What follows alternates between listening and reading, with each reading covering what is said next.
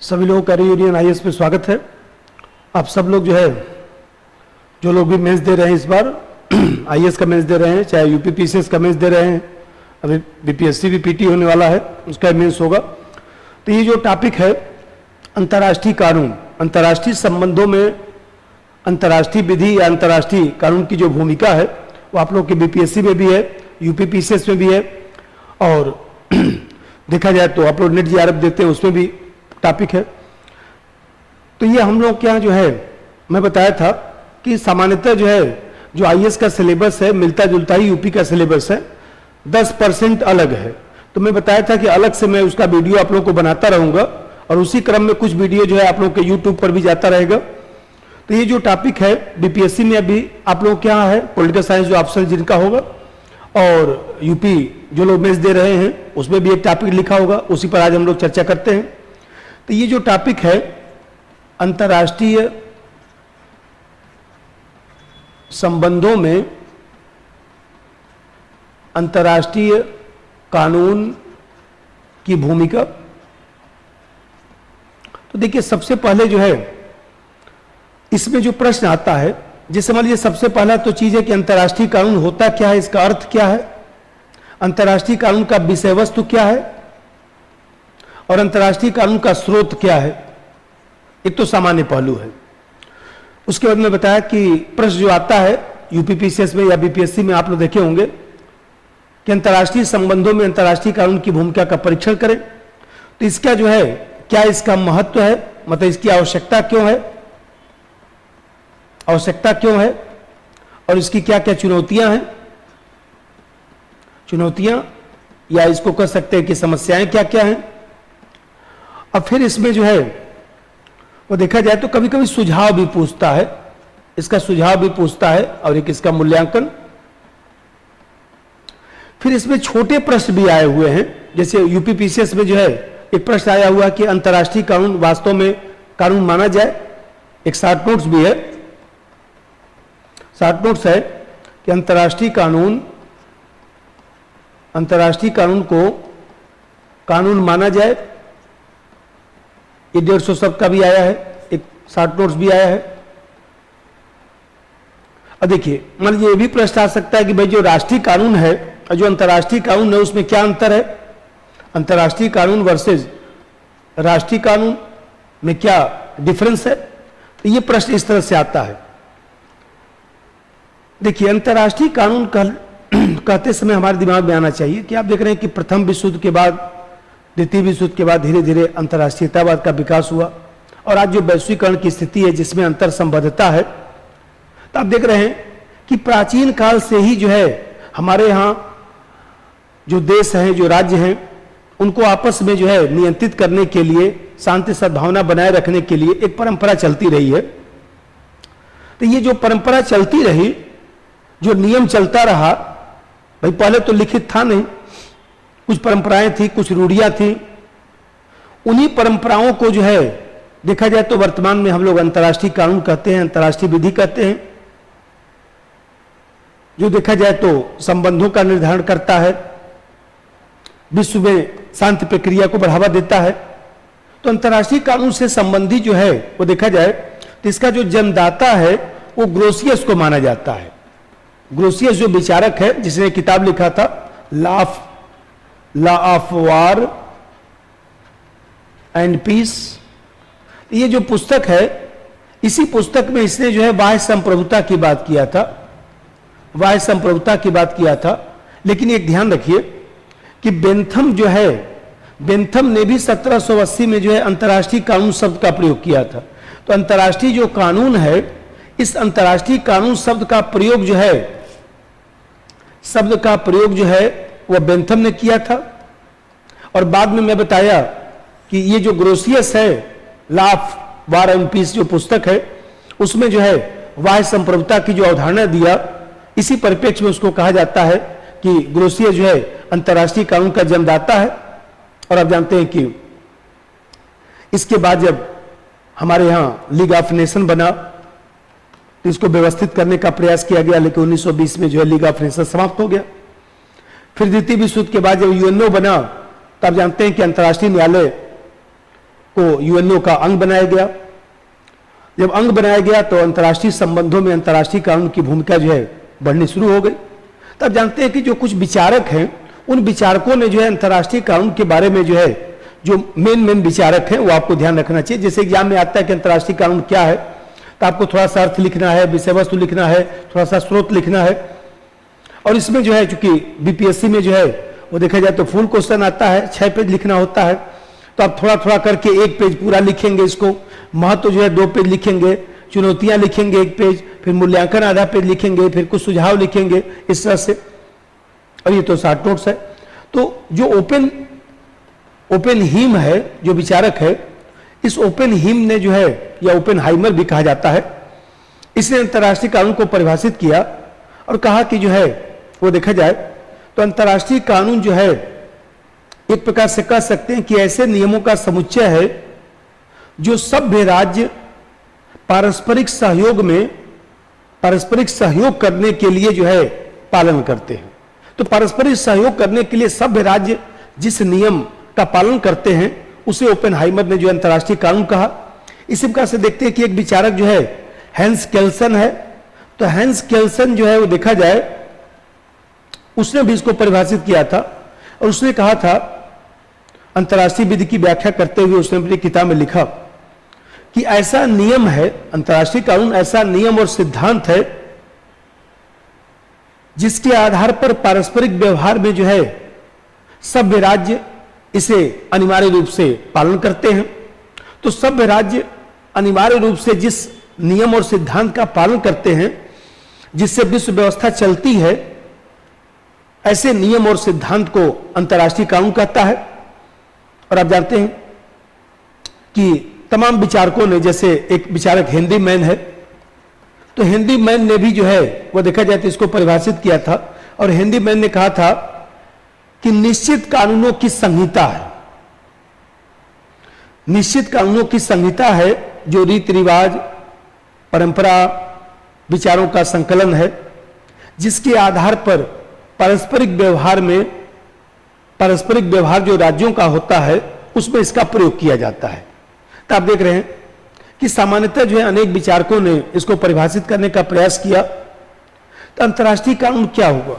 अंतर्राष्ट्रीय कानून ऐसा समूह है, सिद्धांत है, नियम है जो राज्यों के जो है, जो राज्य हैं पारस्परिक संबंधों में जिसका प्रयोग करते हैं और कहीं ना कहीं जो है विश्व में न्यायपूर्ण और समानता को बढ़ावा देने का प्रयास करते हैं। और ऐसी व्यवस्था है जिससे अंतर्राष्ट्रीय भावना का विकास होता है, अंतर्राष्ट्रीयतावाद का विकास होता है। तो आप देखते हैं कि अंतर्राष्ट्रीय कानून में आपको केवल 2 लाइन ध्यान रखना है कि अंतर्राष्ट्रीय कानून एक प्रकार से ऐसा सिद्धांत है, नियम है, जिसके माध्यम से विश्व में जो है सभ्य देश जो है वह व्यवस्था को चलाने का प्रयास करते हैं। कहीं ना कहीं कह सकते हैं कि पारस्परिक व्यवहार में इसका प्रयोग किया जाता है। ऐसा विचार, ऐसा नियम, ऐसा सिद्धांत जो विश्व में जो है वो देखा जाए तो संबंधों की व्यवस्था बनाए रखने के लिए प्रयोग किया जाता है। अब इसकी जो विषय वस्तु है, तो आप जानते हैं कि जो विषय वस्तु है, इस विषय वस्तु को हम लोग जो है 3 भागों में बांट सकते हैं। इसकी विषय वस्तु को जो है 3 भागों में हम लोग बांट सकते हैं। एक तो शांति का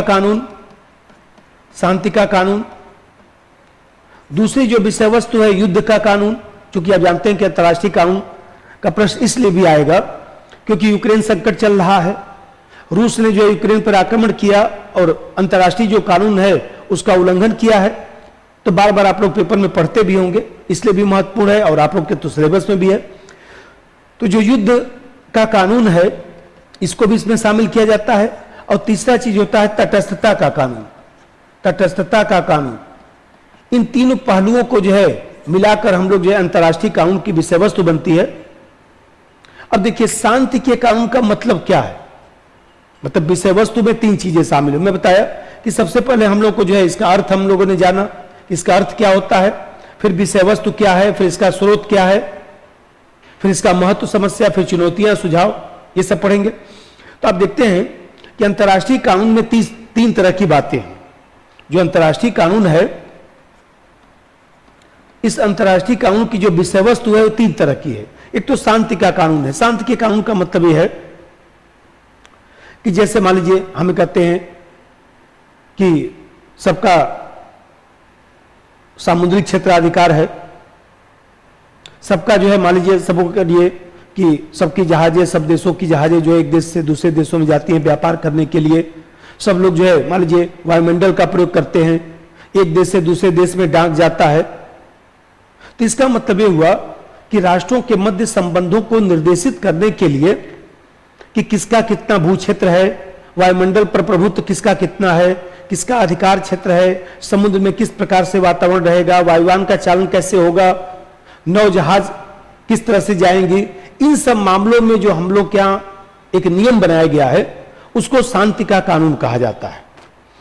और युद्ध के कानून का मतलब होता है कि जैसे मान लीजिए, और भी थोड़ा सा शांति का कानून मैं बताऊं, कि जैसे मान लीजिए हमें कहते हैं कि देशों में जो है राजनीतिक स्वतंत्रता है, नागरिक स्वतंत्रता है, आर्थिक सामाजिक अधिकार है, तो कहीं ना कहीं उसकी कितनी गारंटी दी गई है उस पर जब विचार विमर्श करते हैं तो उसको भी हम लोग कहते हैं कि ये जो है शांति का कानून है। और सबसे बड़ी बात यह है कि मान लीजिए किसी देश की क्षतिपूर्ति है, किसी देश का जहाज गिर गया कहीं पर, जैसे मान लीजिए भारत में देखे होंगे कि हम लोग का मिसाइल पाकिस्तान चला गया, तो मान लीजिए अंतर्राष्ट्रीय कानून के तहत जो उसका मान लीजिए उसका किसी का डेथ नहीं हुआ, कोई नुकसान पाकिस्तान में नहीं हुआ, और हम लोग के वायुसेना के जो अधिकारी थे उनको बर्खास्त भी कर दिया गया कि भाई ये ठीक नहीं है, ये सब अंतर्राष्ट्रीय कानून से मेल नहीं खाता है। तो ऐसे दिशा में देखा जाए तो किसी के अधिकार क्षेत्र का कोई उल्लंघन करता है तो हम लोग उसकी क्षतिपूर्ति देते हैं, उसको हर्जाना देते हैं यदि साक्ष्य दिखाई देता है। तो इस तरह के जितने भी पहलू हैं उन पहलुओं को हम लोग शांति का कानून कहते हैं।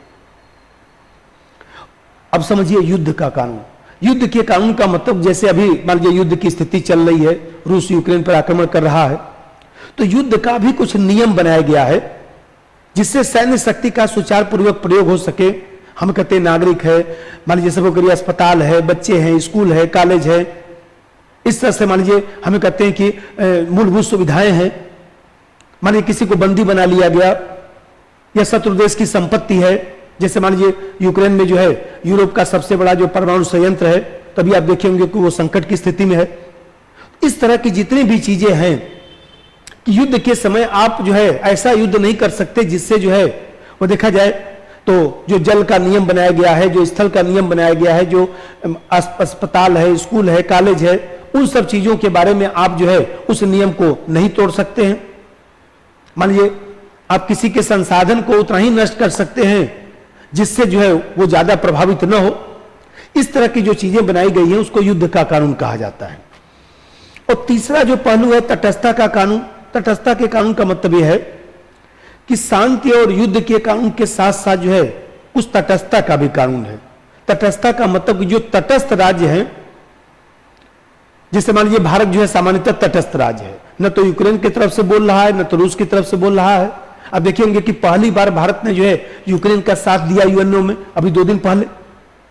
तो ऐसी दशा में कोई तटस्थ देश है तो उसके भी अधिकार और कर्तव्य की बात जो है अंतर्राष्ट्रीय कानून में किया गया है कि तटस्थ राज्य किस प्रकार से निष्पक्ष व्यवहार करेगा, इसके बारे में बताया गया है कि उसके साथ कैसा व्यवहार होना चाहिए या तटस्थ देश कैसा व्यवहार करे। हमें कहते देखिए यूक्रेन में हम लोग जो है सहायता भी दे रहे हैं, यूक्रेन से हमारे जो है वो देखा जाए तो अभी भी संबंध बने हुए हैं, रूस से भी संबंध बने हुए हैं, रूस से हम लोग तेल भी दे रहे हैं।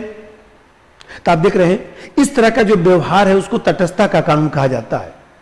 इसका मतलब ये हुआ कि देखिए एक चीज और समझिएगा कि जो हमारे यहां जो है कह सकते हैं कि मैं जिससे अंतर्राष्ट्रीय कानून का जो विषय क्षेत्र है वो सदैव विकसित होने वाला क्षेत्र है। सदैव विकसित होने वाला क्षेत्र इसलिए कह रहा हूं क्योंकि कहीं ना कहीं जो है आप देखते हैं कि जैसे मान लीजिए देश के भीतर राष्ट्रीय कानून का विकास होता है, उसी तरह से अंतर्राष्ट्रीय स्तर पर जो है परिस्थितियां बदलती रहती हैं और अंतर्राष्ट्रीय स्तर पर जो परिस्थितियां बदलती हैं उन परिस्थितियों के संदर्भ में जो है कानून का स्वरूप भी बदलता रहता है। जैसे मान लीजिए सबको करिए आज साइबर अपराध है, तो जो साइबर अपराध है तो कहीं ना कहीं देखा जाए तो जो हम लोग के यहाँ अंतर संबद्धता विश्व में बढ़ा है उससे अंतर्राष्ट्रीय कानून की नई प्रवृत्तियां भी आई हैं। जैसे मान लीजिए नए नए क्षेत्र भी आए हैं, हमें कहते हैं कि जैसे WTO बन गया, जैसे मान लीजिए ILO है, या मान लीजिए सबको करिए जलवायु परिवर्तन से संबंधित जो समझौता किया गया, पेरिस जलवायु परिवर्तन जो समझौता हुआ, तो ये सब जो है देखा जाए तो अंतर्राष्ट्रीय कानून के दायरे में ही आता है। इसका मतलब ये हुआ कि जो आज जो है अंतर्राष्ट्रीय जो परिस्थितियां बदली हैं, उसमें जो तकनीक बदला है, जो तमाम जो चीजों का विकास हुआ है, जो अंतर संबद्धता बदला है, एक जगह की एमएनसीज टीएनसीज दूसरे देशों में जो जा रही हैं, व्यापार कर रही हैं, एक देश के लोग दूसरे देशों में जा रहे हैं। इस तरह से देखा जाए तो मान लीजिए कोई भारत का व्यक्ति अमेरिका में है, उसके साथ कोई आपराधिक गतिविधि होता है तो अंतर्राष्ट्रीय स्तर पर कुछ फौजदारी कानून भी है। मान लीजिए किसी का अपहरण होता है तो उसके लिए भी कानून बनाया गया है। कोई डकैती होता है, कोई साइबर अपराध है, मान लीजिए किसी हम गूगल से कोई व्यापार कर रहे हैं और उसमें कोई फ्रॉड होता है, इन सब विषय वस्तु को भी हम लोग जो है वह आजकल जो है देखा जाए तो अंतर्राष्ट्रीय कानून की विषय वस्तु में हम लोग समाहित करते हैं। अब यहां पर एक चीज में बताया कि अंतर्राष्ट्रीय कानून जो है वो देखा जाए तो उसका क्या क्या स्रोत है। तो देखिए, अंतर्राष्ट्रीय कानून में बताया कि प्राचीन काल से ही चला रहा है। ऐसा नहीं है कि अंतर्राष्ट्रीय कानून जो है कोई नई विषय वस्तु है, बस ये कि नाम उसको दे दिया गया। जैसे ग्रोसियस ने बाह्य संप्रभुता का सिद्धांत दिया तो उसको हम लोगों ने कह दिया कि अंतर्राष्ट्रीय कानून का जन्मदाता है। अंतर्राष्ट्रीय कानून शब्द का प्रयोग बेंथम ने कर दिया, लेकिन प्राचीन काल से चला रहा है। तो यहां पर जानते हैं कि जो रीति रिवाज चला आ रहा है प्राचीन काल से, जो रूढ़ियां चली आ रही हैं, जो कस्टम्स हैं, वो भी अंतर्राष्ट्रीय कानून का स्रोत है। जैसे मान लीजिए हम कहते हैं हम लोग संधि समझौता करते हैं, तो अंतर्राष्ट्रीय स्तर पर जो संधि समझौता होता है वो भी एक प्रकार से कह सकते हैं कि अंतर्राष्ट्रीय कानून ही है। या मान लीजिए सबको करीब किसी सामान्य सिद्धांत की रचना हम लोग करते हैं तो वो भी अंतर्राष्ट्रीय कानून में आता है। मान लीजिए अंतर्राष्ट्रीय न्यायालय किसी कानून की व्याख्या करता है और व्याख्या करके मान लीजिए किसी राज्य के उत्तराधिकार की बात करता है, राज्य के क्षेत्राधिकार की बात करता है, तो वो भी अंतर्राष्ट्रीय कानून की विषय वस्तु है, वो भी स्रोत है।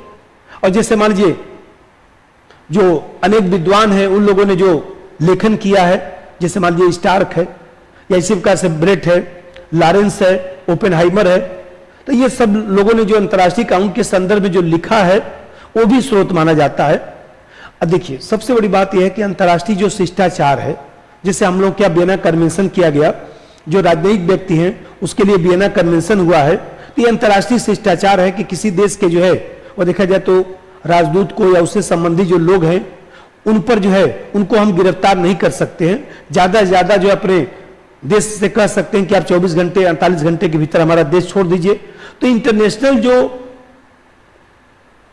कर्टसी है उस कर्टसी को भी इसमें शामिल किया जाता है। और सबसे बड़ी बात यह है कि जो तर्कसंगत चीजें हैं, तर्कसंगत चीजें क्या है कि किसी देश में मानवाधिकार का उल्लंघन हो रहा है, कोई देश अत्याचार कर रहा है, तो आजकल अंतर्राष्ट्रीय कानून में इसमें भी समाहित कर दिया गया है। जिसमें बताया कि आज साझा बाजार का कंसेप्ट है, तो साझा बाजार में जो है जो एक शिष्टाचार होना चाहिए, साझा बाजार के लिए जो एक प्रकार से देखा जाए तो मार्गदर्शन होना चाहिए, वो भी अंतर्राष्ट्रीय कानून की विषय वस्तु है। तो मैं बताया कि अर्थ क्या है, इसकी विषय वस्तु क्या है, अंतर्राष्ट्रीय कानून के स्रोत कौन कौन से हैं। अब थोड़ा सा हम लोग चर्चा करते हैं कि अंतर्राष्ट्रीय कानून का जो है क्या क्या महत्व है, अंतर्राष्ट्रीय कानून की क्या क्या प्रासंगिकता है। तो देखिए सबसे पहला बात तो यह है कि अंतर्राष्ट्रीय कानून के माध्यम से जो है मान लीजिए विश्व में शांति व्यवस्था बढ़ सकती है, विश्व में एक औचित्यता आ सकती है, पारस्परिक संबंध जो है निर्धारित हो सकता है, जो अराजकता की स्थिति है वो समाप्त हो सकती है। इसका मतलब कि जो अव्यवस्था है, अशांति है, अनिश्चितता है, इसके निराकरण करने का काम जो है अंतर्राष्ट्रीय कानून करता है। इसका मतलब कि अंतर्राष्ट्रीय कानून से जो है शांति सौहार्द को बढ़ावा मिल सकता है। तो सबसे बड़ा महत्व तो यही है।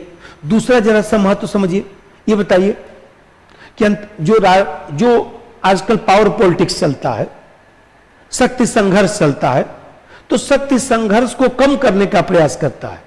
अंतर्राष्ट्रीय राजनीति मुख्यतः हम लोग मानते हैं कि शक्ति संघर्ष की राजनीति है, और बड़े देश देख रहे हैं कि रूस जो है यूक्रेन को परेशान कर रहा है। तो ऐसी दिशा में अंतर्राष्ट्रीय कानून राज्य के व्यवहारों को जो है वो देखा जाए तो जो रूस का उग्रता का व्यवहार है उसको दबाने का प्रयास करता है। कहीं न कहीं अंतर्राष्ट्रीय कानून कह सकते हैं कि एक प्रकार से जो है जो शक्ति संघर्ष की राजनीति है उस शक्ति संघर्ष की राजनीति को जो है कम करने का प्रयास करता है, उसको कहीं न कहीं जो है वह नियंत्रित करने का प्रयास करता है। और सबसे बड़ी बात यह है कि अंतर्राष्ट्रीय कानून, तीसरा जो पॉइंट है कि अंतर्राष्ट्रीय कानून विश्व शांति का आधार है। क्योंकि अंतर्राष्ट्रीय कानून के माध्यम से राष्ट्रों के व्यवहारों को जो है हम लोग नियमित कर सकते हैं, एक सार्वभौमिक नियम बना सकते हैं। और सबसे बड़ी बात यह है कि विश्व शांति का आधार अंतर्राष्ट्रीय कानून को ही माना जाता है। क्योंकि मान लीजिए सपोज करिए, जैसे अभी मैं बता रहा था कि जिस तरह से राज्यों के भीतर व्यक्तियों में मतभेद होता है, उसी तरह से अंतर्राष्ट्रीय स्तर पर भी मतभेद और संघर्ष होता है। तो अंतर्राष्ट्रीय कानून जो है शांति लाने का एक साधन है, संघर्ष के स्थान पर जो है सहयोग का प्रबंधन करता है, और हम लोग जो है एक व्यवस्था के तहत चल सकते हैं। और अंतर्राष्ट्रीय कानून का जो तीसरा महत्व है, अंतर्राष्ट्रीय कानून का महत्व यह है कि विश्व सरकार का, कह सकते हैं कि विश्व सरकार की स्थापना करने का यह साधन है। रसेल ने अपनी किताब में लिखा कि विश्व सरकार के द्वारा ही विश्व शांति की स्थापना की जा सकती है, और विश्व सरकार के लिए अंतर्राष्ट्रीय कानून आवश्यक है। तो अंतर्राष्ट्रीय कानून की यदि पर्याप्त रचना किया जाए, उसका प्रचार प्रसार किया जाए, तो विश्वग्राम की अवधारणा आ सकता है, और तभी हमारा वैश्वीकरण भी जो है वो देखा जाए तो सुचारू पूर्वक चल सकता है। क्योंकि अभी मैं बताया कि अंतर्राष्ट्रीय जो कानून है वह राज्यों के परस्पर व्यवहार को नियमित करता है। ऐसा सिद्धांत और नियम है कि हमारे व्यवहार को नियमित करता है, कहीं न कहीं एक प्रकार से अंतर्राष्ट्रीय समाज को स्वीकृति देता है। सभ्य देशों द्वारा जो है इसका पालन किया जाता है। यदि आप ऐसा करेंगे तभी तो वैश्वीकरण की प्रक्रिया जो है सुचारू पूर्वक हमारे यहां चल सकती है। और सबसे बड़ी बात यह है कि यदि अंतर्राष्ट्रीय कानून को बढ़ावा दिया जाए, तो अंतर्राष्ट्रीय कानून को बढ़ावा देने से जो है वो देखा जाए तो विश्व में जो है वैश्वीकरण की प्रक्रिया जो चल रही है, जो अंतर संबद्धता चल रही है, वो निरंतर चलती रहेगी। तो अंतर्राष्ट्रीय स्तर पर जो अंतर संबद्धता है, जो हम लोग का व्यापार है, जो मान लीजिए सब करिए एक देश से दूसरे देश में जो आना जाना है, या इसी प्रकार से कह सकते हैं कि अंतर्राष्ट्रीय स्तर पर जो वैश्विक नागरिकता की बात की जाती है, उस वैश्विक नागरिकता में भी जो है अंतर्राष्ट्रीय कानून की ही भूमिका है। और सबसे बड़ी बात यह है कि हम लोग जो है वो देखा जाए तो अंतर्राष्ट्रीय कानून को यदि व्यापक दायरे में देखा जाए कि अंतर्राष्ट्रीय कानून वास्तव में जो है हम लोग के यहां एक व्यवस्था बनाता है, एक ऐसी विश्व व्यवस्था बनाता है जिसमें जो है सहयोग बढ़ सकता है। अभी मैं बताया कि अंतर संबद्धता को बढ़ावा देता है। अंतर्राष्ट्रीय कानून जो है विश्व स्तर पर जो है वो देखा जाए तो लोकतांत्रिक मूल्यों को प्रसार कर सकता है। जो हम लोग न्यू इंटरनेशनल इकोनॉमिक ऑर्डर की बात करते हैं उसको स्थापित कर सकता है। जो अंतर्राष्ट्रीय संगठन बने हुए हैं उसकी प्रासंगिकता को आगे बढ़ा सकता है। तो मैं बताया युद्ध रोकने से लेकर और वैश्वीकरण तक जो क्रियाकलाप है उसमें जो है अंतर्राष्ट्रीय कानून की भूमिका है। हमें कहते हैं कि अंतर्राष्ट्रीय स्तर पर संधि समझौते हैं, कोई देश माने या न माने, लेकिन अंतर्राष्ट्रीय कानून का दबाव ही तो है जो हम लोग को कहीं ना कहीं डब्ल्यूटीओ की जो धारा है या इसी प्रकार से जो है मान लीजिए ILO है, वर्ल्ड बैंक है, अभी आप लोग कोरोना संकट में देखे होंगे WHO की भूमिका। तो इस WHO की जो भूमिका है वो हम लोग क्यों मानते हैं? इसीलिए तो मानते हैं क्योंकि कहीं ना कहीं अंतर्राष्ट्रीय कानून जो है उसका पालन करने से जो है विश्व स्तर पर सहयोग की प्रवृत्ति बढ़ सकती है। कि अंतर्राष्ट्रीय कानून की जो भूमिका है, पहला चीज जैसे मैं बताया कि अराजकता से बचाव, विश्व में अराजक जो स्थिति है उससे हम लोग बच सकते हैं। जो शक्ति संघर्ष है उस शक्ति संघर्ष में कमी आ सकती है। विश्व शांति और अंतर संबद्धता का जो है वो देखा जाए तो आधार तैयार हो सकता है। और जो विश्व सरकार यदि बनाना है, विश्व में सहयोग को बढ़ावा देना है, तो उसकी शर्त जो है अंतर्राष्ट्रीय कानून ही है। आज मान लीजिए जैविक हथियार है, रासायनिक हथियार है, परमाणु हथियार है, संहारक शस्त्र हैं, उससे यदि विश्व को सुरक्षित रखना है तो अंतर्राष्ट्रीय कानून महत्वपूर्ण है। यदि मान लीजिए युद्ध हो रहा है तो युद्ध में जो है एक नैतिकता होनी चाहिए। अंतर्राष्ट्रीय संबंधों में नैतिकता की बात जो की जाती है वो अंतर्राष्ट्रीय कानून से ही आ सकता है। और सबसे बड़ी बात है कि आज जो वैश्वीकरण में जो आर्थिक और व्यवसायिक क्रियाकलाप हो रहा है वो अंतर्राष्ट्रीय कानून से ही चल सकता है। जो कूटनीतिक संबंध है, मान लीजिए हम लोग का दूतावास था, हम लोग के विद्यार्थी जो है यूक्रेन में पढ़ते थे, वो सकुशल जो है भारत में वापस आ गए, ये अंतर्राष्ट्रीय कानून ही तो है। इस परिप्रेक्ष्य में जो है अंतर्राष्ट्रीय कानून के महत्व को हम लोग देख सकते हैं। अब देखिए अंतर्राष्ट्रीय कानून की जो चुनौतियां हैं, थोड़ा सा उस पर चर्चा कर लिया जाए कि अंतर्राष्ट्रीय कानून की हमारे यहां जो है क्या चुनौती है, क्या समस्याएं हैं। तो सबसे बड़ी बात यह है कि हमारे यहां जो अंतर्राष्ट्रीय कानून है, जिसमें बताया कि जो जो परिप्रेक्ष्य महत्व का है, उसी परिप्रेक्ष्य में हम लोग को यह सोचना है कि अंतर्राष्ट्रीय कानून आखिर लागू क्यों नहीं हो पा रहा है। तो सबसे बड़ा समस्या तो यह है कि महासभा को हम लोग विधायिका मानते हैं, जैसे हम लोग विधायिका, कार्यपालिका, न्यायपालिका कहते हैं, उसी तरह से महासभा को विधायिका कहते हैं, सुरक्षा परिषद को कार्यपालिका कहते हैं, अंतर्राष्ट्रीय न्यायालय को न्यायपालिका कहते हैं। तो आप देखते हैं कि तीनों की स्थिति हमारे यहां समस्या है। मान लीजिए विधायिका के रूप में जो महासभा है, तो महासभा कानून का निर्माण कर तो सकती है, लेकिन उसको शक्ति तो है नहीं, क्योंकि हम लोग संप्रभु देश है। अंतर्राष्ट्रीय क्षेत्र में कोई मानक संसद तो है नहीं कि उसका कानून बनेगा तो सब लोग पालन करेंगे। आप देखते हैं कि केवल जो है आप कह सकते हैं कि फॉर्मेलिटी है। तो सबसे बड़ी समस्या क्या हुआ? व्यवस्थापन संबंधी कमजोरी, कि विश्व स्तर पर कोई विधायिका नहीं है जो निष्पक्ष होकर कानून बना सके। और दूसरी सबसे बड़ी समस्या क्या है? दूसरी चुनौती यह है कि जो विद्यमान कानून हैं भी, वो वास्तव में देखा जाए तो आज परिस्थितियां बदल गई हैं और जो अंतर्राष्ट्रीय कानून है वो पुराना पड़ गया है।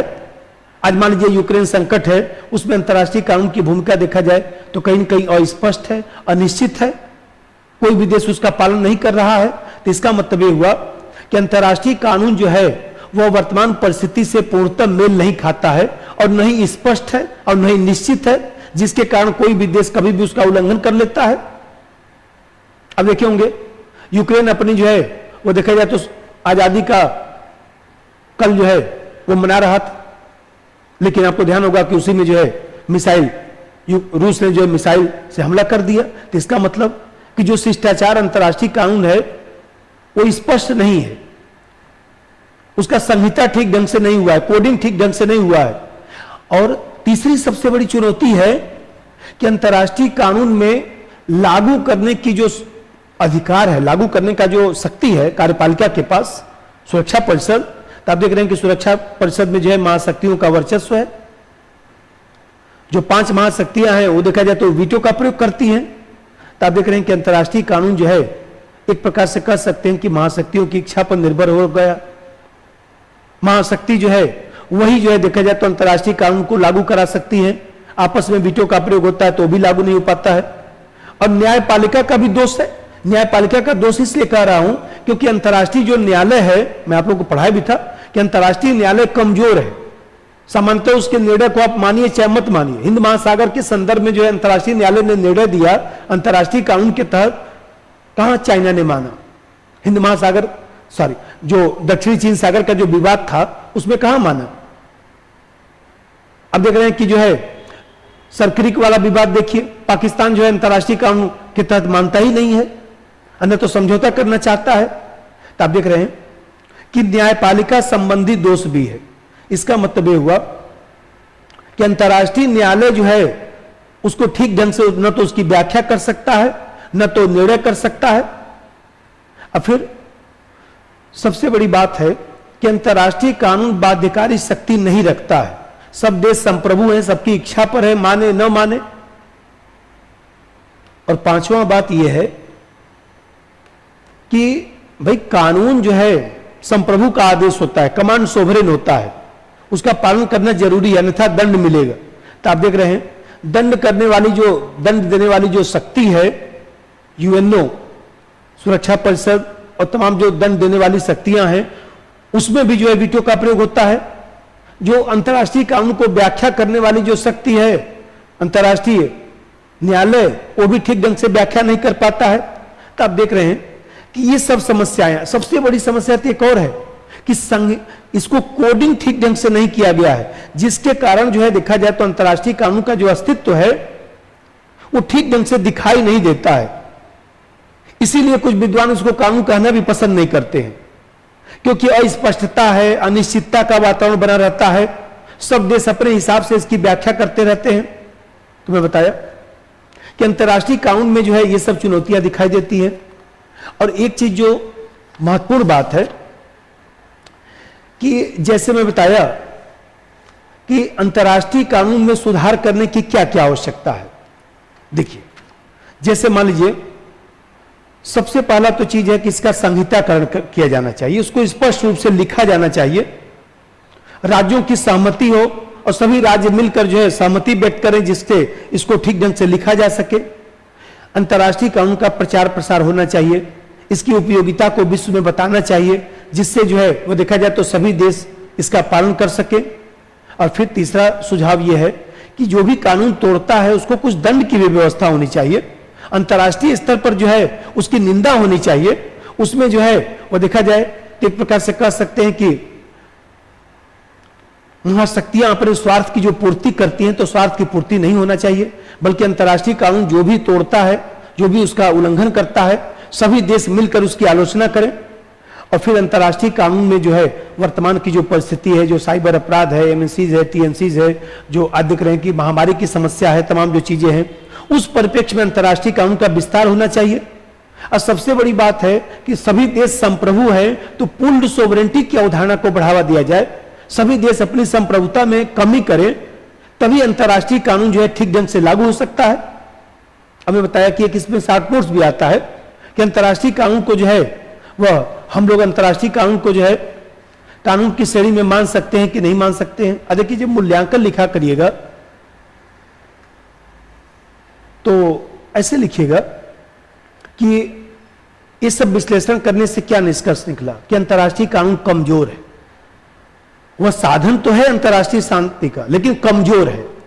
तो हम लोगों को जो है इसमें जो सुझाव में बताया हूं कि इस सब सुझावों का यदि प्रयोग किया जाए, इसको संहिताबद्ध किया जाए, कहीं न कहीं देश इसका सम्मान करें, इसको मानव कल्याण से जोड़ने का प्रयास किया जाए, तो विश्व में शांति की स्थापना हो सकती है। और वर्तमान बदलती हुई परिस्थिति में जो है वो देखा जाए तो जो यूक्रेन संकट है, या इसी प्रकार से देखे होंगे कि सर्बिया का संकट अभी शुरू हो रहा है एक दो दिन पहले, इस सब संकट के संदर्भ में जो है स्पष्ट रूप से इसको परिभाषित किया जाए और संप्रभु राष्ट्र जो है अंतर्राष्ट्रीय कानून को धीरे धीरे स्वीकार करें। जिस तरह से जो है हमारे यहाँ राष्ट्रीय स्तर पर कानूनों में जो है वह विकास होता है, उसी तरह से अंतर्राष्ट्रीय कानूनों को व्यापक स्वरूप दिया जाए, इसको लागू करने की संस्था, इसको व्याख्या करने की संस्था को परिपक्व किया जाए। इसीलिए कहा जाता है कि अंतर्राष्ट्रीय कानून जो है वो शैशवावस्था में है। अभी यह जो है वो देखा जाए तो जो भूमिका होना चाहिए था वो भूमिका यह नहीं निभा पाया है। अब देखिए, जैसे मैं बताया कि अंतर्राष्ट्रीय कानून की चुनौतियां बताया कि भाई ये अस्पष्ट है, एक प्रकार से कह सकते हैं कि प्राकृतिक कानून के रूप में है। संस्थागत रूप से अंतर्राष्ट्रीय कानून बहुत कमजोर है, क्योंकि राष्ट्र राज्य की अवधारणा है, संप्रभुता की अवधारणा है। लेकिन इतना तो हम जरूर कह सकते हैं कि कम से कम अंतर्राष्ट्रीय स्तर पर देशों के उग्र व्यवहार को नियंत्रित करने में जो है एक प्रकार से अंतर्राष्ट्रीय कानून जो है सेफ्टी वाल्व की भूमिका निभा रहा है। जैसे मैं बताया कि एक शॉर्ट नोट्स भी आता है, ये जो शॉर्ट नोट्स है, अंतर्राष्ट्रीय कानून को कानून माना जाए, क्या अंतर्राष्ट्रीय कानून वास्तव में एक कानून है, शॉर्ट नोट्स आता है। तो भूमिका तो आप 4 लाइन जो है अंतर्राष्ट्रीय कानून का लिख देंगे, अर्थ लिख देंगे, और उसके बाद जो है इसमें पहले भूमिका लिख देंगे। भूमिका लिखने के बाद कुछ पक्ष में तर्क लिखेंगे और कुछ जो है वो विपक्ष में तर्क लिखेंगे, और फिर इसका एक मूल्यांकन कर दीजिए। देखिए, हमें कहते हैं पक्ष में तर्क क्या है कि भाई ये आवश्यक नहीं है कि कानून में हमेशा जो है दंड की व्यवस्था हो। हमारे यहां भी तो कानून रीति रिवाज और परंपरा और तमाम चीजों पर आधारित है। तो अंतर्राष्ट्रीय कानून भी तो परिपाटी है, कन्वेंशन है, तो कहीं ना कहीं उसको हम लोग कानून की श्रेणी में रख सकते हैं। जैसे ब्रिटेन में कॉमन लॉ है, कहां लिखा है, लेकिन उस कॉमन लॉ को कानून के रूप में माना जाता है। दूसरा तर्क यह दिया जाता है कि कानून के पीछे केवल सत्य की मान्यता नहीं होती है, बल्कि जनमत की भी मान्यता होती है, सामाजिक उपयोगिता भी होती है, नैतिकता भी होती है। तो ऐसी दिशा में अंतर्राष्ट्रीय कानून भी तो जो है विश्व जनमत पर आधारित है। अंतर्राष्ट्रीय कानून की भी तो उपयोगिता है कि युद्ध को जो है रोकता है, व्यवहार को नियंत्रित करता है। इस लिहाज से देखा जाए तो अंतर्राष्ट्रीय कानून को कानून हम लोग मान सकते हैं। और यह भी तो संदेह नहीं है कि अंतर्राष्ट्रीय संबंधों में अंतर्राष्ट्रीय कानून जो है आज महती भूमिका निभा रहा है। हम कहते हैं कि बहुत सारे मामलों में सुरक्षा परिषद ने जो है समस्या का समाधान भी तो किया है, बहुत सारे मामलों में यूएनओ ने समस्या का समाधान भी तो किया है। और सबसे बड़ी बात है कि जिस तरह से कानून की व्याख्या होती है उसी तरह से अंतर्राष्ट्रीय कानून की भी तो व्याख्या होती है। और अंतर्राष्ट्रीय कानून की व्याख्या जो है अंतर्राष्ट्रीय न्यायालय करता है। तो आप देख रहे हैं कि इस लिहाज से जो हमने तर्क दिया, इस लिहाज से कह सकते हैं कि अंतर्राष्ट्रीय कानून को जो है कानून की श्रेणी में हम लोग रख सकते हैं।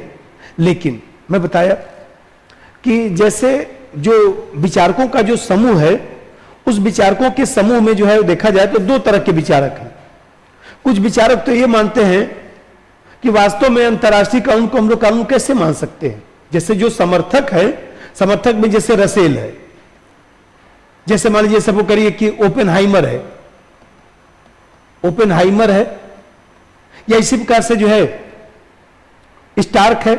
ये लोग तो पक्ष में तर्क देते हैं, लेकिन दूसरी तरफ जो है विपक्ष में भी तर्क देने वालों की कमी नहीं है।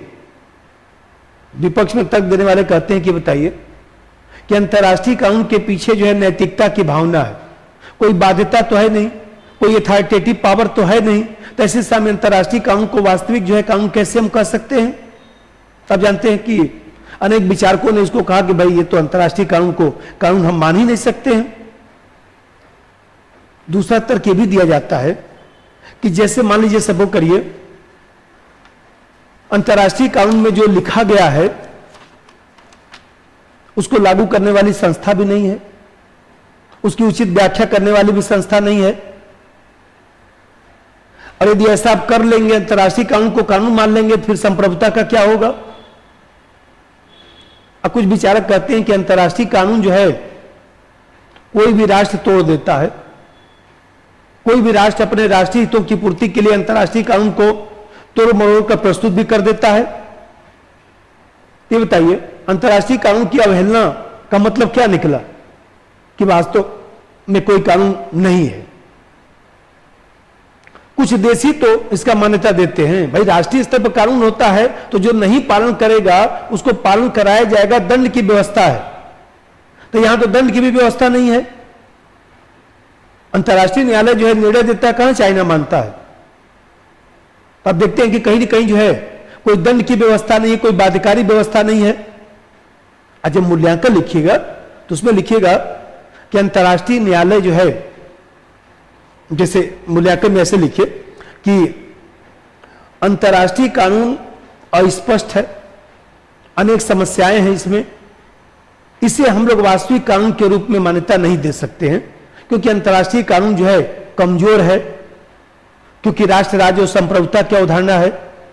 लेकिन भले ही अंतर्राष्ट्रीय कानून को हम लोग जो है वो देखा जाए तो कानून की श्रेणी में न माने, लेकिन इतना तो हम लोग अवश्य कह सकते हैं कि अंतर्राष्ट्रीय कानून भले ही वास्तव में कानून नहीं है, उसका विकास कानून के रूप में नहीं हो पाया है, उतना परिपक्व नहीं है, लेकिन संप्रभु राज्यों के कानून जो है, जो संप्रभु राज्यों के कानून है, उनसे भले ही कमजोर अस्तित्व रखता है, भले ही शैशवावस्था में है, लेकिन अभी मैं बताया कि सेफ्टी वाल्व के रूप में कार्य करने का प्रयास अवश्य किया है।